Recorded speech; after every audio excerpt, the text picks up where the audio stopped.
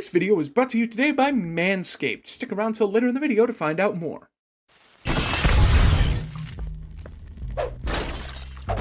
Ladies and gentlemen, I see some sexy faces around here tonight.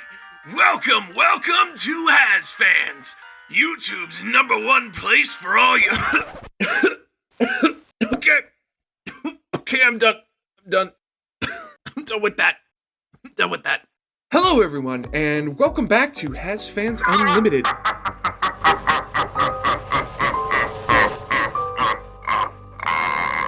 Today we're taking a spin through the Lust Ring and dancing through Lululand to find some trivia about everybody's favorite demonic clown and his robotic body double. That's right, today we're talking about the one and only Fizzerolli, and the robot replacement Robo Fizz that terrorized IMP so long ago. Now, since we only ever see these laughing lunatics when they're performing, they don't exactly give a lot away up front. But this clown and his replicas are more than meets the eye, so let's roll out 50 facts about Fizzerolli and Robo Fizz that you may or may not know. Quick side note, if you liked the video, get that subscribe button some love and ring that bell, because we've got an excellent lineup for you almost every day of the week. But with that out of the way, let's begin. Number 1. Both Fizzerolli and Robo Fizz are voiced by Alex Brightman, known for his work in the Beetlejuice musical. This fact is also stated to be an influence for Fizz's stripy design. God, what I wouldn't give to meet a man like that. Number 2. Fizzerolli is shown to be an imp, the lowest caste of power for those born in hell. Despite this, everybody still seems to treat him with respect and adoration.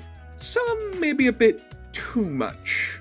Combined with his need for so many robot replicas to be in multiple places at once, it seems that despite being an imp, he's really pulled himself up by his... he doesn't wear bootstraps, his heels then. Number 3. Speaking of him being in more than one place, Robo Fizz has actually appeared multiple times in the show, even when he himself isn't on screen. This includes, but isn't limited to, a drawing, probably Blitz's, of Robo Fizz shot with a crossbow bolt in episode 1, and another drawing, definitely Blitz's, of Robo Fizz being eaten on the IMP whiteboard in episode 4. Number 4. Fizzerolli seems to have groupies that follow him to every showing. They can be seen at the table of the guy with 4 Robo Fizzes, all of them wearing masks and clown get-ups, as well as other background characters in wide shots. Number 5. Fizzerolli's makeup is obviously done up to resemble a clown, but like most of the characters here, he doesn't have a nose. Instead, he paints the top of his lip pink, giving him a bit of a beak-like appearance. Number 6. Fizz and Blitz used to be members of the same circus as kids, working together on a trapeze act and comedy routine for Blitz's dad. Number 7. Fizzerolli and Robo Fizz were both previously estimated by one turnip twat on Reddit to be 4 feet tall. Certainly not as terrifying when put into that perspective. Number 8. For some reason, possibly to distinguish himself from his robot replicas, Fizzerolli seems to be the odd one out when it comes to their designs. He's the only one with an almost bubblegum-like color scheme, while Robo Fizz, and all of his pictures that we see, have darker greens and reds. Number 9. Robo Fizz, being a robot, was obviously designed to impersonate the real Fizzerolli so they could sell more shows. And clearly, given how so many reaction channels thought Robo Fizz had just come back in episode 7, he did his job pretty well. However, despite their best efforts, there are some serious discrepancies, the most notable of which is the fact that Robo Fizz doesn't actually have a tail while the real Fizzerolli does, further showcasing his position as an imp. Number 10. Even though they do have their differences, one thing most of us expected to be different was the fact that Robo Fizz has extendable limbs. However, it's clear that Fizzerolli himself also has robotic limbs, and even a robotic torso that can seemingly stretch and move however he wants them to. For today's video, we've partnered with Manscaped to tell you about their Performance Package Kit, which is the world's first all-in-one men's grooming kit that makes trimming the hedges efficient and easy. And it also now comes with a new in-shower solution specifically designed for men. The new Ultra Premium Body Wash. The new Body Wash by Manscaped is a premium daily shower gel scented with Manscaped refined cologne and features a luxurious lather for any skin type. After you cleanse with the refined body wash, grab your Lawnmower 4.0 waterproof body trimmer and shave when your skin is soft and properly prepped for trimming. And be sure to opt in for the Manscaped Peak Hygiene Plan so you can make sure you never run out of your favorite Manscaped products. Get monthly or quarterly replenishments of your Manscaped body wash without the hassle, delivered straight to your door. Thank you, Manscaped, for stepping up our shower game. Go to manscaped.com and use promo code HAZFAN for 20% off your order, plus free shipping. That's 20% off, plus free shipping, with promo code HAZFAN, HAZFAN, at manscaped.com. Now, enjoy the rest of the video. Number 11. Fizzarolli himself seems to exclusively work for Asmodeus, the owner of Ozzy's and the ruler of the Ring of Lust, since there isn't one bit of advertising for his appearance despite apparently being a well-sought-after face. Number 12. Even though he works for Asmodeus, Robo Fizz, at least the one we've seen, seems to be owned by Mammon, the demon lord of greed. How Mammon swallowed his pride and his wallet and bought that robot is unclear, but considering he loves to steal, well, you know. Number 13, in Season 1, Episode 2, Blitz calls Robo Fizz a ripoff of an overrated, sellout jester. If he's calling Fizzarolli a sellout, it most likely means the clown prince of lawsuits sold his image for fame and fortune, possibly to Asmodeus. Number 14, Robo Fizz, despite being a dime a dozen robot, seems to know Blitz personally, or at least knew him personally, recognizing him at Lululand where the pair worked together. Number 15, Fizzarolli and Blitz, as we know, were childhood friends, but we can see photos in Blitz's phone in episode 7 that depict the two arm in arm well into their teenage years at least, suggesting whatever broke the two apart occurred in their adult lives. Number 16. It's been calculated by fans that Fizzarolli is 36 to 37 years old. He ages really, really well. You. Go find out what he's using and get me it. Number 17. In Season 1, Episode 6, Truth Seekers, Blitz's hallucination shows a cartoonish Fizzarolli telling him that he tried the solo act before. This could imply why the two hate each other. Fizzarolli sold out to make more money, leaving Blitz to try and make it as a solo act. Number 18. Robo Fizz is somehow able to retain memory, and remembers his and Blitz's time at Lululand, rubbing in that everyone loves him while nobody loves Blitz. Yeah, keep telling yourself that. Number 19. Fizzarolli's robo-replicas seem to come in multiple forms, including the entertainment variety like the Robo Fizz we see, and the entertainment variety advertised on posters in Lululand and referenced by Fizzarolli himself at Ozzy's. Number 20. Fizzarolli, despite clearly despising Blitz, shares one thing with him, their dislike of commitment. He enjoys making fun of romantic love with Asmodeus while thriving in the adoration of fans, until it goes a little too far. Number 21. Despite his horned appearance in the pictures we see of him and Blitz, Fizzarolli's hat flops about whenever he moves his head, implying there's nothing in there holding it in place. Perhaps he lost his horns in some kind of accident? Number 22. Besides Mammon, Fizzarolli seems to be the only demon who involves himself with copyright lawsuits, whether it be Robo Fizz denying any copyright infringement or Fizzarolli himself hoping to sue someone for destroying his robot. How copyright laws exist in actual hell is beyond me, but the erratic entertainer sure seems to love them. Number 23. When it comes to confrontation, Fizzarolli seems to prefer being the lackey rather than the leader, only doing things when he's certain those he's working with would approve of it, such as not singing until Asmodeus does to get a feel for the Lord of Lust's opinion, accenting the motions of his boss rather than having his own moves, and only deriding other demons to serve them up to others, like Verosica, so he could take a back seat. This could imply some kind of inferiority complex or a need to please others. Number 24. This is in opposition to Robo Fizz, who leads his gang of downright nightmarish animatronics in everything they do. Since Robo Fizz is supposed to be a replica of Fizzarolli, this could also mean Fizzarolli is a textbook bully, commanding those beneath him while stepping aside and letting those with more power take the lead. Number 25. Robo Fizz has shown to be fast enough to catch bullets in his teeth, and his metal body is impervious to fire. Why anybody needed to install those features and a memory storage into a children's entertainment robot for children is a question we may never get an answer to. Number 26. In the trailer for Season 2, we see a newspaper claiming that Asmodeus is a hypocrite. This could involve Fizz in two different ways. Either Fizz and Ozzy's attack on Stolas for sleeping with an imp is seen as hypocritical, given their scene making out in the trailer, or Ozzy, King of Lust, has actually fallen in love with Fizzarolli. How Fizz takes this news is still to be determined. Number 27.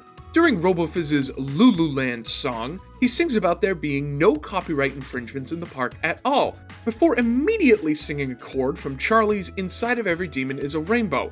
He had his cake, and he'd be damned if he didn't eat it too.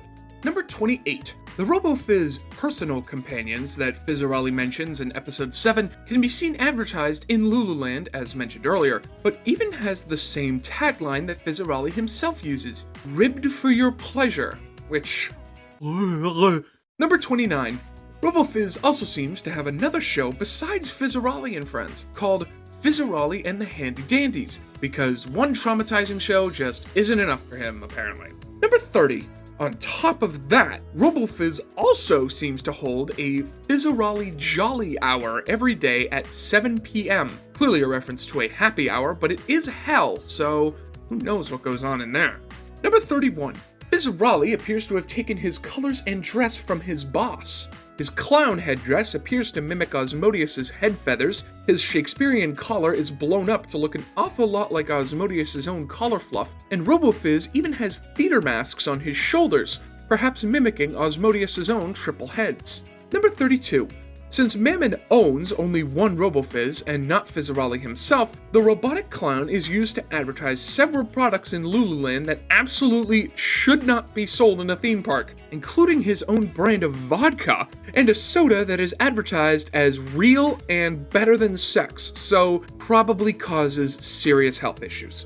Number 33. Asmodeus is constantly referenced as the one who builds the Robo Fizzes, shipping them from Big Ozzy's factory, as Robo Fizz himself puts it, and designed by the main man himself, as said by Fizzerolli.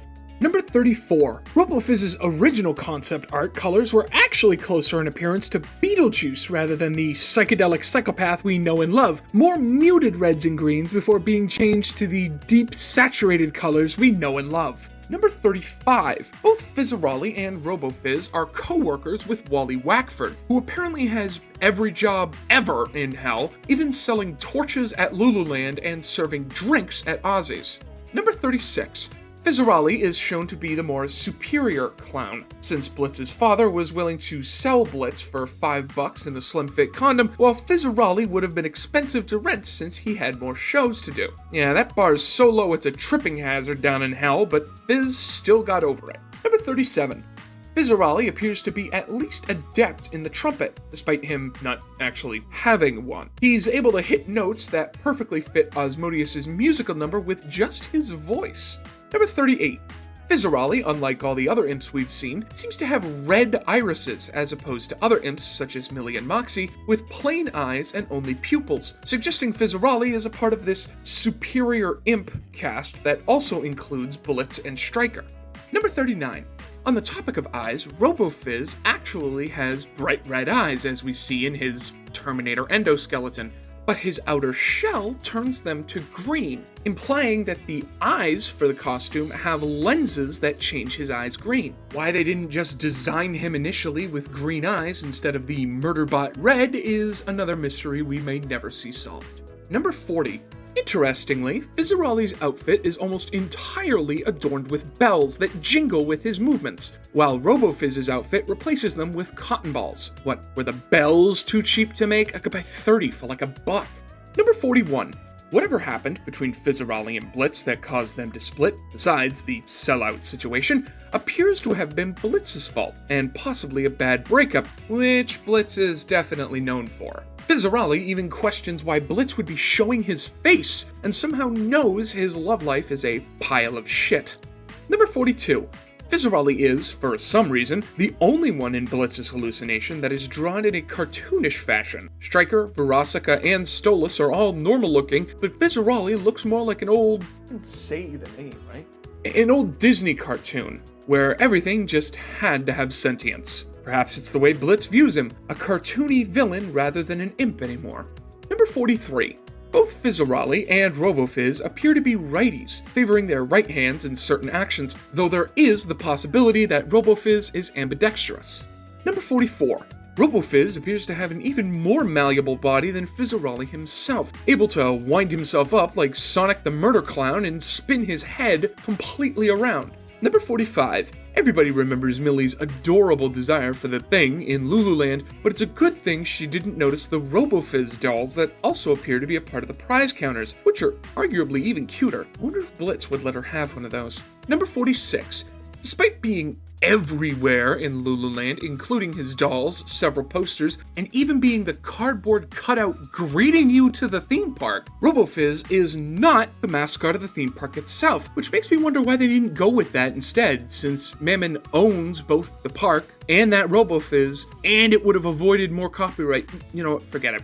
Number 47. As almost all of us saw, Robo Fizz was swallowed whole by a dragon at the end of episode 2, but considering he's clearly unaffected by fire, it's unclear whether or not that's the end of him. Who knows? He might show up again in the future.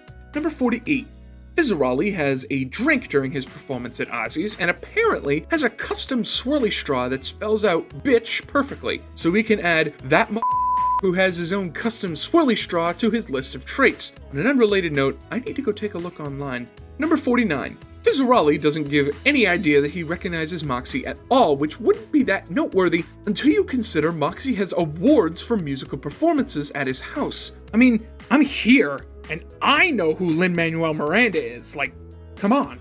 And number 50. Fizzerolli and Asmodeus clearly have a relationship of some kind, though it's unclear what kind. They both make fun of romance several times and clearly sleep with each other, but it's shown several times that Fizzerolli is constantly looking to Asmodeus for potential approval, on top of all the romantic gestures they perform through their musical number, and the fact that Asmodeus is concerned to the point of tears over Fizzerolli when the clown gets his head caved in by Millie. Is it sexual? Romantic? Friends with benefits? I don't know, I just get paid to work here, man.